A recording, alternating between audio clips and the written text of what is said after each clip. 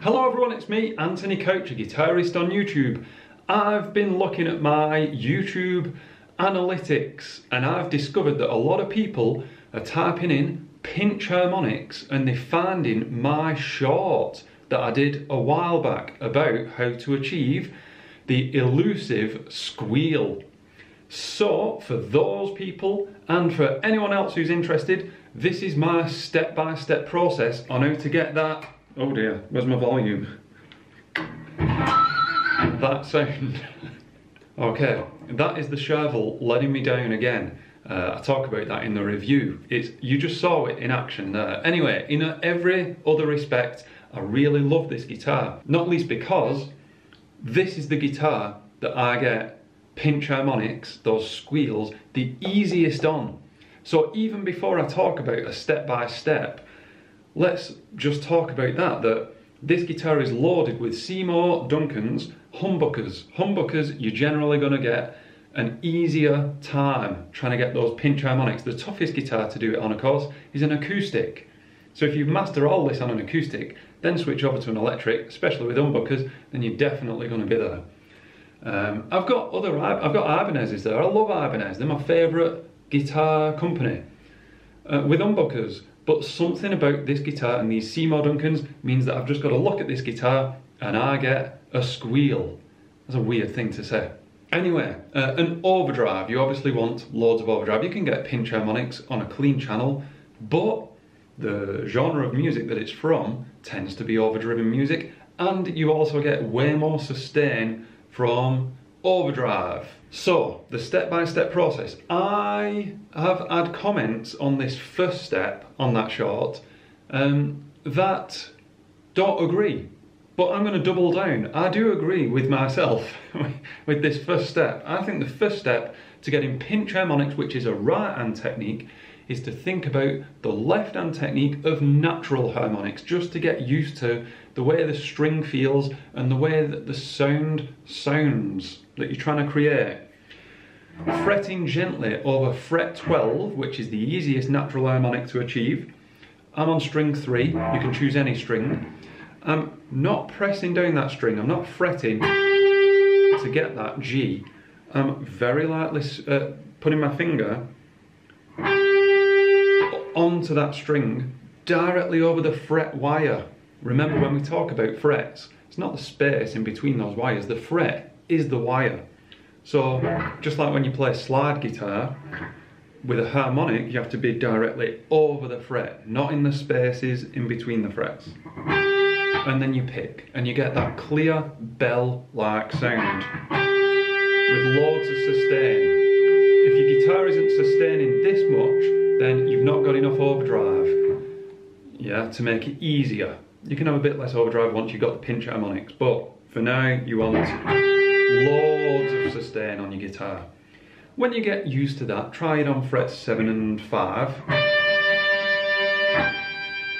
Because what that is going to be getting you to think about is the importance of exactly where your fingers are, because if your finger's just off, too high or too low, you just don't get it. Then you get it in exactly the right point, and then you get that really nice, satisfying bell-like sound, which is a technique on its own. You can do a lot of cool stuff with that. But moving on, because now what I want you to do is the second step. I want you to show me your pointing finger while holding your plectrum in between these two fingers instead. That's weird, but I want you to do it because I want you to point that finger and just see if you can get fret 12 harmonic with that. That's weird. That's a weird thing to ask you to do. It's got nothing to do with, well, it's got something to do with pinch harmonics, but it's a little bit far away from it yet. But this is a nice step to take. So you've got this, and you're picking with this plectrum, but you're gently fretting, not fretting, you're gently pressing down directly over the fret, what this finger was doing, but with this hand. That's it on fret 7 and fret 5. Okay, once you get really confident doing that, here's the thing, here's where it starts to really take shape, because you're now going to achieve the same with your thumb. With your thumb is going to do what this finger was just doing, and that finger was doing before it. Your thumb is going to lightly touch the string exactly over fret 12. Your thumb is touching the string. Your plectrum, doesn't matter what your plectrum's doing at the minute, your thumb is the important bit. It is pressing down or just over fret 12.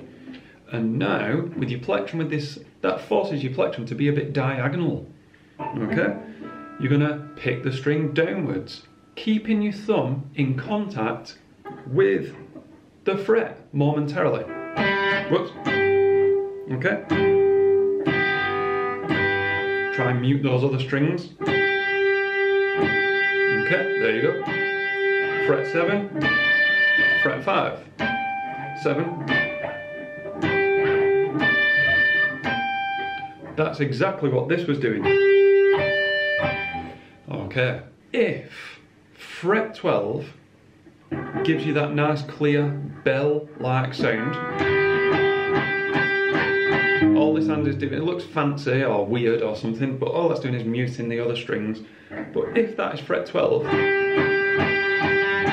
where that applies, that means if I fret 1 down here, while muting all the other strings with these fingers, fret 12 is no longer going to work.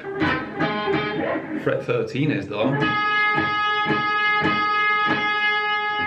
This, I really believe, is the one thing that gets really overlooked with pinch harmonics. It is not only a case of getting that thumb to do what this finger does, that finger did. It's also a case of experimenting with left and right along the string. Because, you know, there are other harmonics that are achievable higher between the pickups. Okay? You don't have to go up to fret 12. That's just my way of going, okay, here's natural harmonics, get used to that sound. Now do it with one hand, now do it with your thumb. Okay, are you used to that? Good. Right. Once you're used to that and you've got that, that's when you start to think, okay, I now know what it feels like with this thumb and with the plectrum. So now I'm going to move that to, you know, where it's conventionally used. I'm going to experiment. So let's try fret 5 on the G string.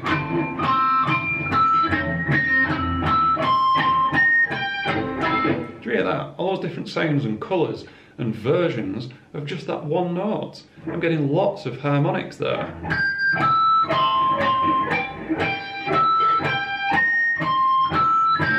And that's it, that's the technique. The rest is down to just sticking that into the middle of your playing and just one other thing. That thing being vibrato. Vibrato is the most important thing in guitar playing, I think, in shred, in melody and shred and sounding, you know, practiced and having command and confidence in your playing.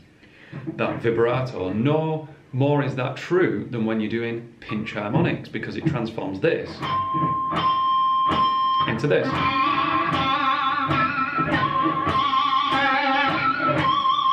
Okay, I would usually edit that out, but I'm not going to edit it out because I had to force that there. I wasn't happy with the sound I was getting, and the first thing I did was just move this hand a little bit further inwards there towards my fretting hand.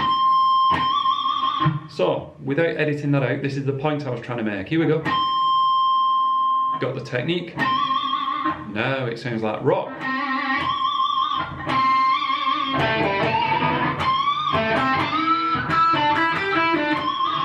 So all that pentatonic stuff, or whatever stuff you play, get that squeal in there. And look at that. I've got that Zakk Wylde hand. You ever notice when Zakk Wylde does those pinch harmonics, he's wobbling his hand. He wants that vibrato. Not only does it make it sound cool, but it sustains the note further. Oh, that was a good one.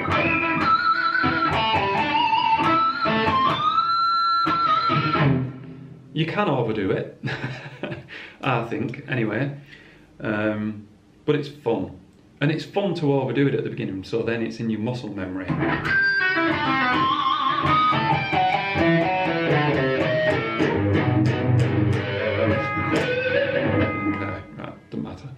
Messed that last one up, but who cares, it's only music.